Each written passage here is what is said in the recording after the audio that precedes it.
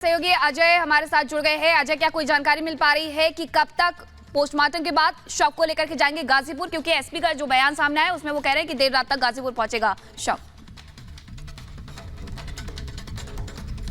बिल्कुल, एक बार तस्वीरों से सब बताता हुआ चलता हूं मैं आपको। पहले तक हम दूर खड़े थे, लेकिन अब जिस जगह पर ये पूरी प्रक्रिया चल रही है पोस्टमार्टम की, एकदम उसके नज़दीक पहुंच गए। और आप देखिए गाड़ियां लगी हैं, परिजनों की गाड़ियां हैं, और अंदर की तरफ आप देखेंगे उनके जो छोटे बेटे हैं उमर, वो भी दिखाई दे रहे हैं। उमर खड़े हैं एम्बुलेंस के आगे, और एम्बुलेंस अब तकरीबन दरवाजे पर मौजूद है। किसी भी मिनट बताया जा रहा है कि जो शव है वो शव निकलेगा। आप देखेंगे उमर दिखाई दे रहे हैं, कुर्ते में उमर खड़े दिखाई दे रहे हैं ठीक मॉर्चरी के बाहर। वहाँ पर एम्बुलेंस भी मौजूद है और तैयारी पूरी कर ली है। देखिए किस तरीके से रस्सियाँ जो है हाथ में लेकर पुलिसकर्मी यहाँ पर मुस्तैद है।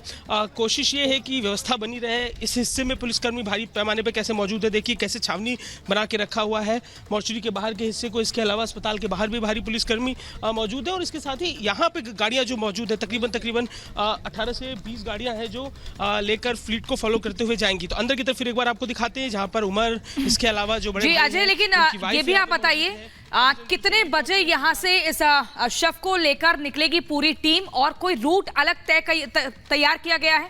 कोई ऐसा रूट जहां से जल्दी पहुंचा जाए, समय कम लगे? और दूरी कितनी है अगर हम देखें बांदा से गाजीपुर की? देखिए तकरीबन 450 किलोमीटर के ऊपर की दूरी तो तय ही करनी है। बांदा से निकलेंगे, बांदा से फतेहपुर होते हुए, फतेहपुर से प्रयागराज, भदोही, वाराणसी, फिर गाजीपुर। तस्वीर एक बार दिखाते हुए चल रही है कि उमर एकदम ठीक कैमरे के सामने दिखाई दे रहे हैं, फ़ोन पर बात करते हुए दिखाई दे रहे हैं। ये मुख्तार के छोटे बेटे हैं, और लगातार पिछले दिनों में 2 दिन पहले भी इनसे हमने बात की थी। जब ये आए थे तबीयत बिगड़ने पर आए थे, अपने आरोप लगा रहे थे।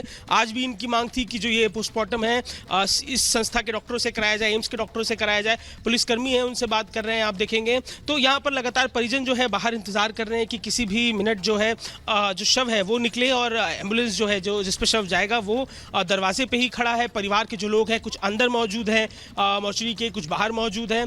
आपसे कुछ देर में यहाँ से शव निकलेगा, जिसके बाद जो रूट है वो यहाँ से होता हुआ फतेहपुर, बांदा, फतेहपुर, इसके बाद आगे की तरफ प्रयागराज, भदोही, आगे अलग अलग हिस्से से होता हुआ देर रात। अभी के समय को अगर देख लिया जाए, सुबह जो हमें परिजनों ने जानकारी दी थी कि अगर आज शाम जो नमाज है, जुमे की नमाज है, आज शाम में जो रोज़े की नमाज होगी उससे पहले अगर आ गए तो आज शाम को ही कर दिया जाएगा सुपुर्द खाक, वरना कल किया जाएगा। वो तैयारी थी, और उसी तैयारी के अनुरूप अब जब बहुत देर हो गई, अब से कुछ देर में 1 से 1.5 घंटे में जो है रोज़े का इफ्तार हो जाएगा। लेकिन अभी भी यहाँ से जो बांदा से शव निकला नहीं है। तो ऐसे में अब कल की तैयारी है, परिवार भी कल की तैयारी में लगा हुआ है। देर रात तक पार्थिव देह पहुँचेगा। देखिए सीएमओ की जो गाड़ी है निकलती हुई दिखाई दे रही है। मेडिकल टीमें, तकरीबन 6 लोगों की मेडिकल टीम यहाँ पर पहुँची थी, और जो सोर्सेज जानकारी दे रहे हैं कि प्राइमरली पोस्टमार्टम में कार्डियक अरेस्ट की पुष्टि हो गई है। कार्डियक अरेस्ट के चलते जो फिजिकली बॉडी पर जो इम्पैक्ट पड़ता है, जिस तरीके से ब्लड क्लॉट्स होते हैं, जिस तरीके से पंपिंग रुक जाती है, उन सब चीजों के इम्पैक्ट। अजय, क्या ये गाड़ियां निकल गई हैं यहाँ से? जो गाड़ियां आप तस्वीरों में दिखा रहे हैं उसके बारे में थोड़ा सा जानकारी दीजिए जल्दी, कि क्या ये गाड़ियां निकल गई हैं गाजीपुर की तरफ? जी नहीं, ये सीएमओ है, लगातार अधिकारियों के आने जाने का सिलसिला जारी है। मैं फिर एक बार आपको दिखाता हूँ। बिल्कुल, जो अधिकारी है उनके आने जाने का सिलसिला यहाँ पर अजय जारी है। और फैमिली की तरफ से यही कहा गया था कि अगर इफ्तार के बाद शव पहुंचता है तो सुपुर्दे खाक नहीं किया जाएगा। और यही जानकारी हमारे सहयोगी अजय भी दे रहे हैं कि सुपुर्दे खाक की जो प्रक्रिया है वो कल की जाएगी। अंतिम जो संस्कार होते हैं वो कल किए जाएंगे। अब आपको बताते हैं कि मुख्तार की मौत के बाद जहाँ कुछ लोग ऐसे हैं जो साजिश का एंगल खंगाल रहे हैं, तो वहीं दूसरी तरफ वो लोग भी है जिन्हें मुख्तार के द्वारा नुकसान पहुंचाया गया था, और वो इस पर जश्न मना रहे हैं। इस रिपोर्ट पर देखिए।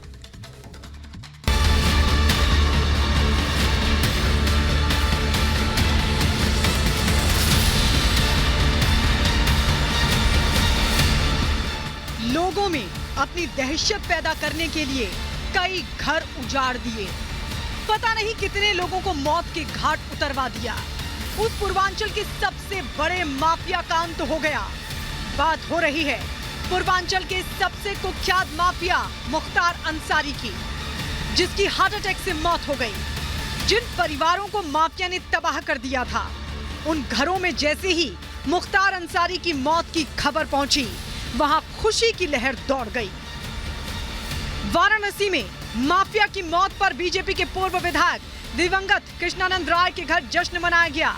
उनके परिवार के लोग ढोल नगाड़ों के साथ काशी विश्वनाथ के दर्शन करने पहुंचे। कृष्णानंद राय की पत्नी अलका राय ने मुख्तार की मौत पर कहा कि कृष्णानंद की हत्या के बाद कभी होली नहीं मनाई। मुझे लगा कि आज हमारे लिए होली है। हमको तो और इसी बीच बड़ी खबर आपको बता दें, लखनऊ में अनुराग ठाकुर का बयान, यूपी से बाहुबलियों का सफाया किया जा रहा है। ये बड़ी खबर आपको बता रहे हैं, केंद्रीय मंत्री अनुराग ठाकुर का बड़ा बयान। उनका कहना है कि यूपी से बाहुबलियों का सफाया किया जा रहा है।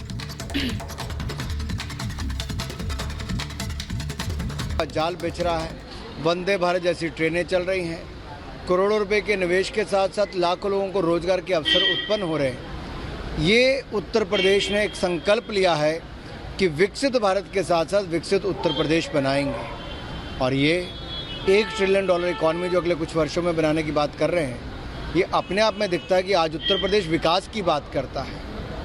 मुख्तार के साथ बड़ी सहानुभूति उठी सपा और बसपा की।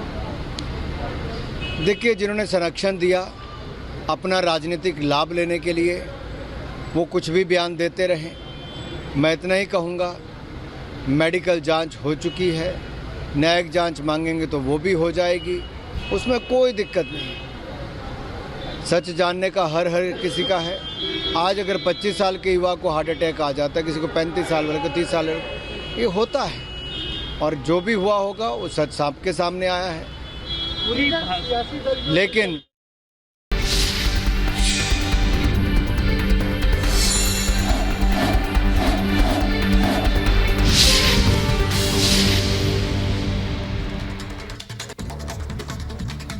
आज हिमाचल प्रदेश की मंडी लोकसभा में कंगना रनौत ने रोड शो किया, विपक्ष पर जमकर निशाना साधा और जबरदस्त तरीके से हुंकार भरते हुए जय श्री राम का नारा भी लगाया। लेकिन इसी बीच कंगना रनौत ने रिपब्लिक भारत से एक्सक्लूसिव बातचीत भी की, वो आपको सुनवाते हैं।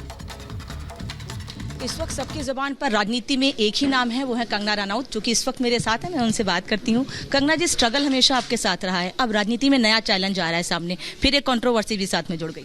देखिए, संघर्ष तो जिंदगी में हमेशा, अगर आप आगे बढ़ेंगे और कुछ अच्छा करना चाहेंगे तो जरूरी ये वाकई है कि आपको जो है कुछ शक्तियां आपको अपोज करेंगी, तो हम पूरी तरह से लड़ेंगे उन शक्तियों में। कंट्रोवर्सी का क्या है, कुछ लोगों की सोच है, वो हम उस सोच को ज्यादा तवज्जो ना देते हुए आगे बढ़ेंगे। आपके सामने जो अभी चुनाव मैदान है, पहले कहा प्रतिभा सिंह ने चुनाव नहीं लड़ेंगे, अब कहा जा रहा है चुनाव लड़ेंगे, कितना बड़ा चैलेंज है आपके लिए, और जीतती हैं तो कितना मार्जिन हो सकता है जीतने का आपके, क्योंकि यहाँ लाख से नीचे कोई बात नहीं कर रहा है वोट। देखिए, प्रतिभा जी एक तो वो बहुत ही वेटरन लीडर हैं और हमारे बहुत ही माननीय रहे हुए हैं जो मुख्यमंत्री, उनकी वो पत्नी हैं, तो हमारे परिवार से बड़े अच्छे उनके संबंध रहे हैं, हमेशा ही बहुत अच्छे रहे हैं। और हम छोटे छोटे थे तो उनको देखते आए हैं, अब हमारे भी बाल सफ़ेद हो रहे हैं, तो मुझे लगता है कि उनको भी अब, जैसा वो कह रही थी कि एज फैक्टर से करके उनको थकान काफ़ी होती है, तो मुझे लगता है वो एक अच्छा आइडिया है। अब उनको कुछ यंग, जैसे भाजपा नए नए फेसेस को ला रही है, उस तरह से नए फेसेस आने चाहिए। लेकिन अगर वो भी लड़ती हैं तो कोई बात नहीं, हम पूरी तरीके से तैयार है। लेकिन मुझे लग रहा है कि कहीं उनके साथ में शायद कोई जबरदस्ती हो रही है, कभी हाँ करती हैं कभी ना करती हैं, तो आई होप अगर वो आए तो पूरे दिल से आए, हाँ ना करते हुए ना आए, क्योंकि अगर टक्कर मुकाबले की हो तभी मजा आता है। जय श्री राम का वीडियो बड़ा वायरल हो रहा है आपका, राम मंदिर का, एक बार बोल दीजिए। अरे जय श्री राम तो आप हमसे सारे दिन बोले, जय श्री राम, थैंक यू।